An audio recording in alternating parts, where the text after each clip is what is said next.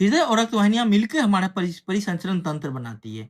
ठीक है, अब देखिए परिसंचरण तंत्र का मतलब होता है हृदय और रक्त वाहिनियां दोनों संयुक्त रूप से। ठीक है, आज हम लोग देखेंगे चैप्टर 7 क्लास 7 का। इससे पहले अगर आप लोग न्यू हैं, पिछले वीडियो में जरूर देखें, इससे आपका क्या होगा, क्लियर होगा। यहाँ पे एक बात बता दे रहे हैं, अगर आपको धैर्य रखिएगा तो कम समय में जल्दी आपका चैप्टर कवर हो जाएगा अदर क्लास की तुलना में, क्योंकि यहाँ पे डायरेक्ट हम पॉइंट टू पॉइंट बात करेंगे, जहाँ से क्वेश्चन आते हैं, आपका कॉन्सेप्ट भी क्लियर होते जाएगा, साथ साथ आपका एनसीईआरटी पढ़ने की समझ भी डेवलप होगी। तो अगर आपको ये करना, बार बार वीडियो को नोटिफिकेशन चाहिए तो बेल आइकन को जरूर दबाएं और वीडियो को शेयर जरूर कर दें। ठीक है, आगे हम लोग देखते हैं। और ये देख सकते हैं ये बॉडी में कैसे परिसंचरण तंत्र होता है। ये देख सकते हैं हृदय, यहाँ पे हृदय है।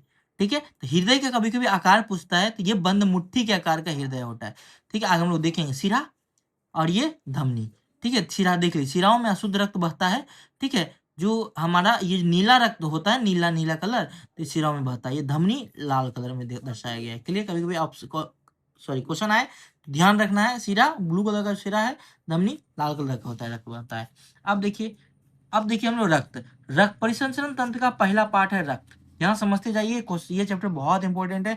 कई सवाल कई एग्जाम में पूछा गया है और हम लोग छोड़ के आते हैं एग्जाम में, अब से छोड़ के नहीं आना है। अब देखिए, रक्त वह तरल पदार्थ या द्रव है जो रक्त वाहिनियों में प्रवाहित होती है। क्लियर, रक्त वाहिनियों यह पाचित भोजन को क्षुद्रांत या छोटी आंत से शरीर के अन्य भागों तक ले जाती है। याद करिए, पिछले वीडियो में हम लोग पढ़ाए थे कि रक्त, जब हम लोग पढ़ रहे थे छोटी आंत वाला पार्ट, तो याद है ना, जब छोटी आंत में भोजन जाता है तो यहाँ पे एक विली नामक रहता है, जो कि रोम रहता है, दीर्घ रोम, उसी के द्वारा स्वंगीकरण अवशोषण हुआ, और उसके बाद स्वंगीकरण विधि द्वारा पूरा रक्त वाहिनियां जो है हमारा पूरा शरीर में हमारा उस भोजन को पहुंचाता है रक्त के माध्यम से। तो यही कह रहा है, छोटी आंत से शरीर के अन्य भागों तक ले जाता है। देखिए, पहले अगर पढ़े होंगे तो आज क्लियर समझ में आएगा, इसलिए पिछले वीडियो, सारे वीडियो को जरूर देखें। फेफड़ों से ऑक्सीजन को भी रक्त ही शरीर की कोशिकाओं तक ले जाता है। अब देखिए, फेफड़ा से ऑक्सीजन को भी रक्त ही शरीर की कोशिकाओं, अब देखिए, पहले हमारा रक्त ये ऑक्सीजन कहाँ गया, हमारा नासा द्वार के द्वारा हमारे फेफड़ों तक पहुंचता है। अब फेफड़ा से जो ऑक्सीजन को रक्त ही शरीर के सभी, यानी सही सब जगह तक पहुंचाता है। माफ करिएगा, ज्यादा स्पीड बोलने के चक्कर में कभी कभी हो जाता है ऐसा। तो होता क्या है ना कि अपशिष्ट पदार्थों को, अब देखिए, रक्त ही शरीर को अपशिष्ट पदार्थों को बाहर निकालने के लिए उनका परिवहन भी करता है। याद रखिए, यहाँ से एक स्टेटमेंट बनेगा, इस 4 स्टेटमेंट देंगे। पहला, रक्त वह तरल पदार्थ है जो वाहिनियों को प्रवाहित होता है या पाचित भोजन को शरीर के अन्य भागों तक ले जाता है। आप फेफड़ा से ऑक्सीजन को भी ले जाता है, साथ साथ ये हमारा अपशिष्ट पदार्थों को बाहर निकालता है। रक्त का इतना कार्य है, याद रखिए, चारों कार्य को ध्यान रख के दिमाग में घुसा के ठोक लें। आगे देखिए, रक्त एक तरल पदार्थ से बना है जिसे प्लाज्मा कहते हैं। याद रखिए, रक्त ऐसे तरल पदार्थ से बनाता है जिसे प्लाज्मा कहते हैं। देखिए, विभिन्न प्रकार की कोशिकाएं निलंबित होती है। याद रखिए, रक्त प्लाज्मा से एक अलग तरल पदार्थ से बना जिसे प्लाज्मा कहते हैं। याद रखिए, बहुत बार रिपीट कर दे रहे हैं इसलिए। देखिए, यहाँ पे क्या बोला, धमनियां लाल रंग तथा सिराएं नीले रंग में दिखाई दी गई। क्लियर, अब हम लोग यहाँ पे देखते हैं, रक्त एक प्रकार की कोशिकाएं हैं, लाल रक्त कोशिकाएं, इसको आरबीसी कहते हैं, जिसमें एक लाल वर्णक होता है। अब देखिए, ये लाल क्यों होता है, क्वेश्चन आएगा, लाल क्यों आता है, क्योंकि इसमें हीमोग्लोबिन पाया जाता है। इसमें एक लाल वर्णक होता है जिसे हीमोग्लोबिन कहते हैं। ठीक है, बोल देगा, ऑप्शन में देगा रक्त एक प्रकार का आरबीसी कोशिका। देखिए कितना बड़ा, ऐसे देगा, ये छोटा सा क्वेश्चन लोग रटते हैं, लेकिन देगा इतना, रक्त एक प्रकार की कोशिका है जो लाल रक्त कोशिका आरबीसी से बनी होती है, जिसे एक लाल वर्णक होते हैं, क्या कहते हैं। अब आदमी पढ़ते पढ़ते पागल, बिल्कुल नहीं चकराना है। याद रखिए, हम आपको इसीलिए यहाँ से पढ़ाते हैं, क्योंकि आपको ना हम एक ऐसा डेवलप कर रहे हैं माइंड में, तो क्वेश्चन से डरिएगा नहीं। ठीक है, पूरा 12 तक हम पढ़ाएंगे जरूर। हीमोग्लोबिन ऑक्सीजन को अपने साथ, अब देखिए हीमोग्लोबिन का क्या कर रहे हैं, ऑक्सीजन को अपने साथ संयुक्त करके शरीर के सभी अंगों में, अंततः सभी कोशिकाओं तक परिवहन करता है। ठीक है, अब देखिए, हीमोग्लोबिन जो एक तरल पदार्थ है, ये वर्णक है लाल वर्णक, इसको हीमोग्लोबिन कहते हैं। हीमोग्लोबिन ऑक्सीजन को अपने साथ संयुक्त करके शरीर के सभी अंगों में, अंततः सभी कोशिकाओं तक पहुंचाता है। एक और क्वेश्चन रेडी हो गया। अब यहाँ तो एक क्वेश्चन रेडी हो गए थे, हुआ ही था, एक और क्वेश्चन ये हो गया, स्टेटमेंट यह हो गया कि संयुक्त शरीर के सभी अंगों तक, सभी कोशिकाओं तक जो परिवहन करता है, किसका कार्य, हीमोग्लोबिन का। याद रखिएगा, ठीक है। हीमोग्लोबिन की कमी होने पर शरीर की सभी कोशिकाओं को कुशलतापूर्वक ऑक्सीजन प्रदान करना कठिन हो जाता है। होता है ना, हमारा हीमोग्लोबिन कम हो जाता है, कम होगा तो क्या होगा, कोशिकाओं को हमारा कुशलतापूर्वक ऑक्सीजन नहीं मिलेगा, यानी कि हीमोग्लोबिन ऑक्सीजन को यही ढोता है। क्लियर? एक और ऑप्शन क्लियर। हीमोग्लोबिन की उपस्थिति के कारण ही रक्त का लाल रंग होता है। हम पहले बोले थे एक लाल रंग का तरल होता है। ठीक है, आगे देखते हैं। रक्त में अन्य प्रकार की कोशिकाएं भी होती है। और एक चीज ध्यान रखें, जो हम एमसीक्यू और पीडीएफ देते हैं टेलीग्राम में, वो जरूर देखिए, बनाए करिए। उससे क्या होगा, आपका दिमाग में जो डाउट रहेगा ना, वो क्लियर होगा। इसलिए ऑब्जेक्टिव प्रश्न जरूर लगाना चाहिए। रक्त अन्य प्रकार की कोशिकाएं भी होती है, जिसे डब्ल्यूबीसी कहते हैं। इसको बोलते हैं श्वेत रक्त कोशिकाएं। क्लियर? एक आरबीसी डब्ल्यू, दूसरा डब्ल्यूबीसी। और देखिए अब इसका कार्य क्या है, यह उन रोगाणुओं को नष्ट करती है जो हमारे शरीर में प्रवेश करती है। ये तो जानते ही होंगे हम लोग। एक और पॉइंट देखेंगे, रक्त का थक्का बन जाना। उसमें एक अन्य प्रकार का कोशिकाओं की उपस्थिति के कारण होता है, जिसे पट्टिकानु प्लेटलेट्स कहते हैं। याद रखिए, अब पहले तो हम लोग प्लेटलेट याद किए थे, अब के एग्जाम में ना ये पट्टिकानु पूछने लगा है। ठीक है, तो याद रखिएगा, पो से प्लेटलेट्स, पोट से पट्टिकानु। क्लियर? तो रक्त का थक्का जो बनता है, ये प्लेटलेट्स की वजह से। ठीक है, इसलिए प्लेटलेट्स कम हो जाता है ना, तो हमारा रक्त का थक्का नहीं बन पाता। देखिए, रक्त का थक्का बन जाना, उसमें अन्य कोशिकाओं उपस्थिति के कारण होता है। आगे हम लोग पढ़ेंगे और डीपली उसमें क्या होता है। अब हम लोग देखते हैं रक्त वाहिनियां। अब रक्त वाहिनियां कैसा होता है, किस प्रकार का होता है, ये देखिए, हम इस जाल को समझाएंगे। अब आपका क्लियर हो जाएगा इस वीडियो में, इसलिए पूरा जरूर देखना है। और वीडियो को रिक्वेस्ट है, प्लीज सभी के पास जरूर शेयर करना है। ठीक है, जिससे हमको कुछ सपोर्ट मिले, लगे कि हाँ जुड़ रहे हैं, सभी पढ़ रहे हैं। क्योंकि मेरा कोई फीस लेने का या पेड कोर्स बेचने का कोई इरादा नहीं है। ठीक है, अंतर शोषण के समय ऑक्सीजन की ताजा आपूर्ति फेफड़ों को भर देती है। जैसे हम अंतर शोषण करते हैं, ऑक्सीजन की ताजा आपूर्ति मिलती है, तो फेफड़ा को फुफ्फुस कहते हैं, या क्या करती है, भर देती है। रक्त इस ऑक्सीजन का परिवहन शरीर के अन्य भागों करता है। अब रक्त क्या करता है, इस ऑक्सीजन का अन्य भागों में कर देता है। साथ ही रक्त जो है, रक्त कोशिकाओं से कार्बन डाइऑक्साइड सहित अन्य अपशिष्ट पदार्थ को ले लेता है। अब देखिए रक्त का कितना कितना कार्य है। पहले तो ये ऑक्सीजन पहुंचाया, अब कार्बन डाइऑक्साइड को ही भी बाहर करता है रक्त ही। ठीक है, हमारे शरीर से इस रक्त का को वापस हृदय में लाता है। अब देखिए, इस रक्त को जो वापस जो और दूषित, जिसको दूषित जो होता है, वो रक्त जो कार्बन डाइऑक्साइड युक्त होता है, उसको हृदय में लाता है वापस। हृदय में ही ना हमारा प्योरिफाइड होता है हमारा ब्लड, फिर वापस हमारे शरीर में जाता है। याद रखिए, हृदय में वापस लाता है, जहां से यह फेफड़ों में जाता है। ठीक है, अब फेफड़ों से कार्बन डाइऑक्साइड बाहर निकाल दी जाती है। अब देखिए, हम लोग बोले थे ना, सबसे पहले हमारा फेफड़ा में आता है, फेफड़ा से फिर हमारा पूरा शरीर में जाता है ऑक्सीजन। फिर इसी तरह कार्बन डाइऑक्साइड को पहले कहाँ आता है, हृदय में लाता है, जहाँ से फेफड़ों में जाता है, और फिर यह बाहर निकल जाता है। क्लियर हो गया? अब देखिए, धमनी और शिरा। अब इसकी बहुत इंपॉर्टेंट पार्ट है ये। धमनियां हृदय से ऑक्सीजन समृद्ध रक्त को शरीर के सभी भागों तक ले जाती है। क्लियर? धमनी जो है हमारे हृदय, जैसे हम लोग ब्लड आया, कहाँ पहले आया, ऑक्सीजन आया, सॉरी, ऑक्सीजन समृद्ध रक्त, यानी ऑक्सीजन से जो युक्त रक्त होता है, शुद्ध रक्त होता है जो, उसको हृदय से, है ना, शरीर के सभी भागों तक ले जाती है। यानी मान लो हृदय है, ये मान लो हृदय है, हमारे हृदय में पहले हमारा क्या है, ऑक्सीजन वाला रक्त है। ठीक है, तो हमारा धमनिया का कार्य ये है कि सबके शरीर के सभी भागों तक लेके जाया जाता है। हम इस फिगर के माध्यम से बता दे रहे हैं कि ये देखिए हमारा हृदय है, ध्यान से देखिए, हृदय है, ये फेफड़ा है, फेफड़ा से हृदय में आया। ठीक है, और हृदय से हमारा ये देखिए धमनी के माध्यम से हमारे कोशिकाओं में पहुंचती है, कोशिकाओं के द्वारा सभी भागों देखिए, यही कोशिकाओं के द्वारा वापस जो है ना सिरा, ये जो सिरा है, ये गंदा रक्त को वापस कोशिकाओं के द्वारा ही हमारे हृदय में लाता है, फिर हृदय से ही फिर ये बाहर निकल जाता है फुफ्फुस धमनी की वजह से। याद रखिए, चार चीज यहाँ बहुत इंपॉर्टेंट है। पहला, धमनी का कार्य क्या है, सिरा का कार्य क्या है, फुफ्फुस सिरा क्या है, फुफ्फुस धमनी क्या है। आज हम इसी फिगर से बताते हैं, तो समझ में आपको ज्यादा आएगा। धमनी जो है हमारे शुद्ध रक्त को हमारे शरीर में पहुंचाता है। ठीक, उसके बाद और फुफ्फुस धमनी जो है अशुद्ध रक्त को, यानी कार्बन डाइऑक्साइड रक्त को बाहर निकालता है। देखिए, धमनी, फुफ्फुस धमनी, बस यही अंतर है। धमनी शुद्ध रक्त को, फुफ्फुस धमनी अशुद्ध रक्त को यहाँ से बाहर निकाल देता है। और सिरा अशुद्ध रक्त को हमारा ये फेफड़ों में लाता है।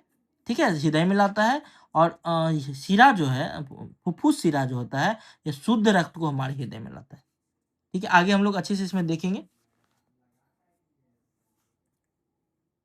चूंकि रक्त प्रवाह की भित्तियां, देखिए चूंकि रक्त प्रवाह तेजी से अधिक दाब पर होता है, अतः धमनियों की भित्तियां मोटी और प्रत्यास्थ होती है। देखिए इस लाइन से क्वेश्चन आया है। होता क्या है, हमारा जो रक्त प्रवाह है जब धमनियों से आता है उस समय शुद्ध रहता है, तो तेजी से होता है, अधिक दाब में होता है, इसीलिए धमनी की भित्तियां जो है ना इसलिए मोटा होता है। याद रखिए धमनी की मिट्टी क्यों होती है, धमनी की भित्ती मोटी क्यों होती है, क्योंकि उसमें ज्यादा प्रेशर होता है। देखते होंगे हमारा धमनी छुइएगा नाड़ी, धक धक धक धक ज्यादा तेजी से आता है, वही धमनी है। ठीक है, आइए हम धमनी का रक्त प्रवाह आगे हम लोग देखते हैं। देखिए यहाँ स्पंदन क्यों होता है, नाड़ी स्पंद कहलाता है, धमनियां प्रवाहित हो रहे हैं रक्त के कारण। समझ रहे हो, ये चीज कारण जो बता रहे हैं।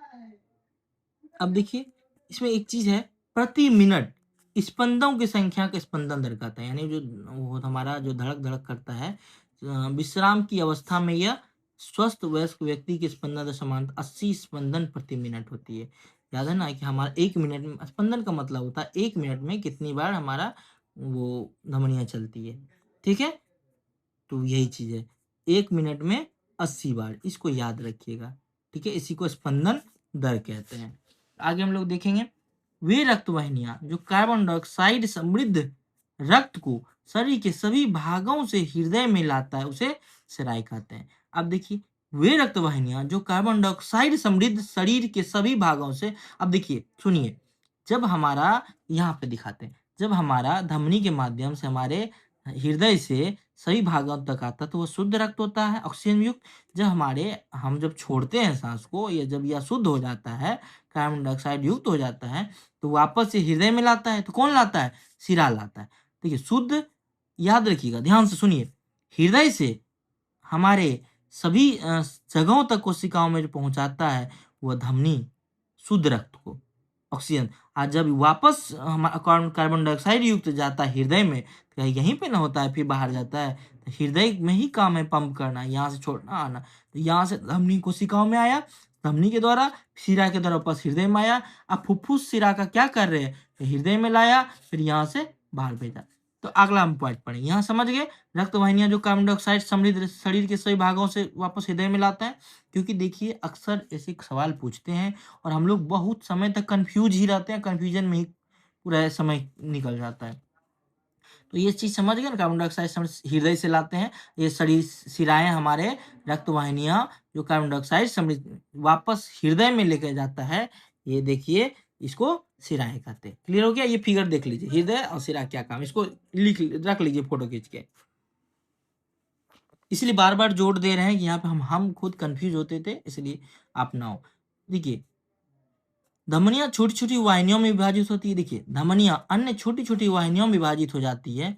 अब देखिए यही तो है धमनियां, ये धमनी आके यहाँ छोटी वाहिनियों में विभाजित होती है, तब ना शुद्ध रक्त हमारे पूरा बॉडी में पहुंचेगा। समझ रहे, और फिर उसी वाहिनिकाओं के माध्यम से वापस यहाँ तक आता है। हर पॉइंट को इसलिए मैं क्लियर कर दे रहा हूँ। उत्तकों में पहुंचकर वे पुनः अत्यधिक पतली नलिकाओं में विभाजित हो जाती है, यही है। ठीक है, पतली पतली नलिकाओं में, जिन्हें कोशिकाएं कहते हैं। कोशिकाएं पुनः मिलकर शिराओं को बनाती है, रक्त को हृदय में ले जाती है, यही चीज है। यहाँ समझिए, धमनी से आया, ये पतली छोटी छोटी नलिकाओं में विभाजित हुआ, प्रत्येक कोशिका, यही कोशिका, देखिए ये चीज है ना, कोशिका में, और फिर वही कोशिका पहले या फिर विभाजित हुआ, फिर विभाजित होकर यहाँ अब कार्बन डाइऑक्साइड युक्त को हृदय में पहुंचाएगा। ठीक है, फुफ्फुस शिरा, फुफ्फुस धमनी के बारे में बताएंगे, ये क्या करता है, ये शुद्ध रक्त को लाता है, ये अशुद्ध रक्त को बाहर ले जाता है। इस फिगर को ध्यान रखिए, कभी गलती नहीं होगा। अब हृदय को देखते हैं। हृदय वह अंग है जो रक्त द्वारा पदार्थों के परिवहन के लिए पंप के रूप में कार्य करता है। हमारा हृदय का क्या कर रहा है, ये जो छोटका सा दिल वाला है, इसका क्या कर रहा है, यही पंप है। यही ना मारेंगे पंप, यहाँ से फेंकेगा फिर वापस इधर फेंकेगा, यही पंप का कार्य कौन करता है, हृदय करता है। ठीक है, पंप के रूप में कार्य कौन करता है, इस तरह क्वेश्चन आया तो हृदय करता है, याद। देखिए हृदय जो है वक्ष गुहा में स्थित होता है। कहाँ होता है, हम पहले ही पढ़ा चुके हैं। एक हमारा वक्ष वो गुहा बना हुआ रहता है, जो ऊपर में एक पसलियों से ढका हुआ रहता है, 12 जोड़ी रिब्स पसलियों से बना हुआ रहता है। इसी हृदय वक्ष गुहा के अंदर रहता है, जिसका निचला सिरा थोड़ा बाईं ओर झुका रहता है। आप देखिए, आपको फिगर के साथ हम बता रहे हैं कि नीचा हुआ सिरा क्या है, इधर बाया तरफ झुकल है ना, ध्यान से देखिए। हृदय जो है बाएं तरफ झुका, इसलिए कहता है दिल हमारे बाएं तरफ होता है, याद करिए, होता है ना। ये नीला नीला लाल का मतलब क्या होता है, हम बता चुके हैं ना, कि जो नीला रक्त है ये अशुद्ध होता है, कार्बन डाइऑक्साइड यूज होता है। लाल जो होता है ये हमारा धमनियों से जो आता है शुद्ध रक्त होता है। अब आपको देखिए कितना क्लियर होता चला जाएगा। आपको फिगर के बारे में हम समझाते हैं आगे, ध्यान से पहले पढ़िए, ठीक है। तो ये क्या है, हमारे वक्ष गुहा में स्थित, इसका निचला सिरा थोड़ा बाईं ओर झुका हुआ रहता है, जो बाईं तरफ दिल होता है बोलते हैं। अपनी अंगुलियों के भीतर की ओर मोड़कर मुट्ठी बना ले। आपका हृदय का माप लगभग मुट्ठी के बराबर होता है। ये एनटीपीसी में पूछा गया था, रेलवे वाले खास के बहुत ध्यान से देखेंगे साइंस के क्वेश्चन को, ठीक है। मुट्ठी के आकार का होता है। यह हृदय में, यदि हृदय में कार्बन डाइऑक्साइड ऑक्सीजन से समृद्ध रक्त परस्पर मिल जाए तो क्या होगा। अब देखिए, अगर दोनों रक्त मिल जाएगा तो क्या होगा, तो मर ही नहीं जाएंगे हम लोग। इसीलिए हमारे इस दोनों रक्त न मिला, एक है देखिए दीवार खड़ा कर दिया। इस दीवार को क्या बोलते हैं, कक्षों के बीच का विभाजक दीवार। अब देखिए, इस हृदय को पहले हम समझा देते हैं, उसके बाद फिर जाएंगे। अब देखिए, ये पाइप है, ये पाइप से महाधमनी, इसको एओर्टा बोलते हैं, महाधमनी के द्वारा, ये महाधमनी बोलते हैं ये बाएं साइड। उसके बाद ये फुफ्फुस धमनी, हम फुफ्फुस धमनी के बारे में बताए थे ना। फुफ्फुस धमनी से तो हमारा शुद्ध रक्त आता है, लेकिन फुफ्फुस धमनी से अशुद्ध रक्त वापस बाहर निकलता है।